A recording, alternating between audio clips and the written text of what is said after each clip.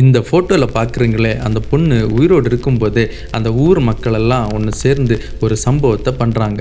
அது என்னென்னா, அந்த பொண்ணு இறந்து போகும்போது என்னென்ன சடங்குகளை செய்யணுமோ அதெல்லாம் இப்போவே செய்கிறாங்க. அதுக்கு காரணம் என்னன்னு கேட்டிங்கன்னா, அந்த பொண்ணு வேறு ஜாதியில் உள்ள ஒரு பையனை லவ் பண்ணி கல்யாணம் பண்ணிக்கிட்டா. இந்த சம்பவத்தை அந்த ஊரில் உள்ள மக்களால் தாங்கிக்கவே முடியலை. இது எங்கே நடந்துச்சுன்னா, நம்ம மத்திய பிரதேசத்தில் நடந்த ஒரு உண்மையான சம்பவம். இதுதாங்க நம்முடைய இந்தியா நாட்டின் உண்மையான முகம். ஒரு காலத்தில் நம்முடைய தமிழ்நாடு இதை விடவும் கேவலமாக இருந்துச்சு.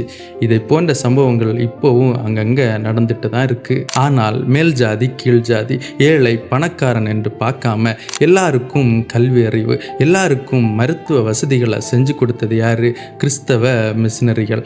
ஆனால் இன்னைக்கு இருக்கிற சில கிறிஸ்தவர்கள் சில காரியங்களை செய்யும்போது ஜாதி பார்க்குறாங்க என்றதான செய்தி வருத்தத்தை கொடுக்கிறது. பைபிளில் ஒரு அழகான வசனம் உண்டு. மனுஷ ஜாதியான சகல ஜனங்களையும் அவர் ஒரே இரத்தத்தினாலே தோன்ற பண்ணினார். அதனுடைய அர்த்தம், நாம் எல்லாரும் சமமாக இருக்கிறோம். இன்னும் சுருக்கமாக சொல்ல போனால், நீங்களும் நானும் ஆண்டவராகிய இயேசு கிறிஸ்துவுக்குள் ஒன்றாக இருக்கிறோம். இனிமேலும் யாராச்சும் நாங்கள் ஜாதி பார்த்து தான் கல்யாணம் பண்ணி கொடுப்போம், எங்கள் ஜாதி மக்களை மட்டும்தான் இங்கே அடக்கம் பண்ணுவோம், எங்கள் ஜாதி மக்கள் மட்டும்தான் கோவிலுக்கு வரணும், திருவிழாக்கு வரணும்னு யாராச்சும் சொன்னீங்கன்னா அப்படி சொல்லாதீங்க. என் தேவன் உங்களையும் உங்களுடைய குடும்பத்தையும் ஆசீர்வதிக்க விரும்புகிறார்.